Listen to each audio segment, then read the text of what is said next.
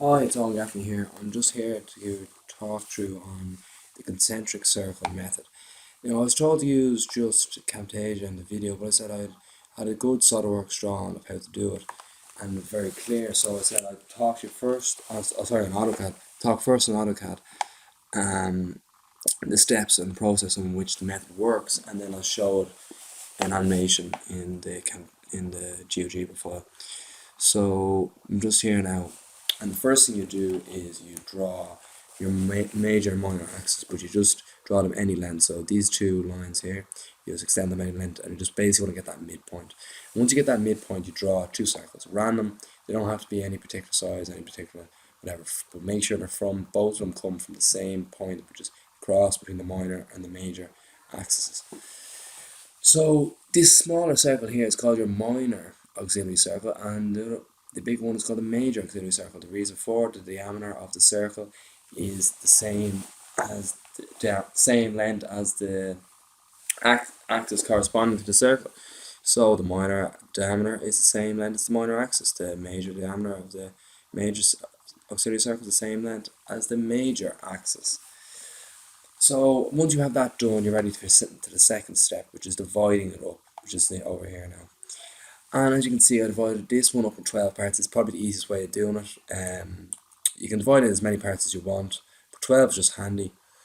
So I divided it up in 12, like shown. The next step is after you bring these blue lines here. So, for example, you come to this point. You drop the blue line down a random distance. Then you come to from the major auxiliary circle. You drop the blue line down vertical 90 degrees. You then come across where this line here crosses the minor auxiliary circle. You come across. Keep making sure the ortho is on, keeping the lines straight. And where the two lines meet, that's 1 point for your ellipse. So then you come over here, and we're focusing on this line now, where it crosses both the minor and the major auxiliary circle. So it crosses the major one up here, so we drop a line dead straight down. It crosses the minor one here, so we drop a line straight across. And they both meet there, bang on the point there. So that's another point for your ellipse. So you continue this process all around, and you get a series of points. When you have the series of points, then you basically plot the ellipse. Probably the best way of doing it with manually drafting is probably very good fluid freehand one move, but on AutoCAD I used the arcs, a three-way arc. I did it in little sections as seen, and it turned out perfect. Now I'm going to bring you over to the GeoGebra file, which is down here, and I'm going to show you basically with animation. When I turn animation on, I'm actually going to hide this ellipse here, so I'm just going to hide this. Show object, so it's not there. So there's no ellipse there at the minute, but there is a slider. So there's the two focal points. That point E is actually locked onto the ellipse, which you cannot see at the minute. So the base side of what I did was I got the two focal points, I connected them to the top of the minor auxiliary axis, and I locked it on to the ellipse which I've drawn.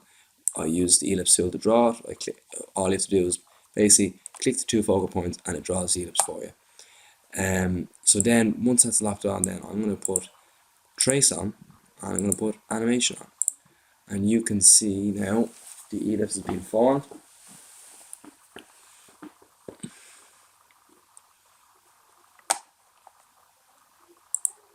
So that is how you draw an ellipse using the concentric circles method. I think both gives a comprehensive view. The AutoCAD gives a step-by-step layout, and then you can see clearly on the GeoGebra how it works. So thank you.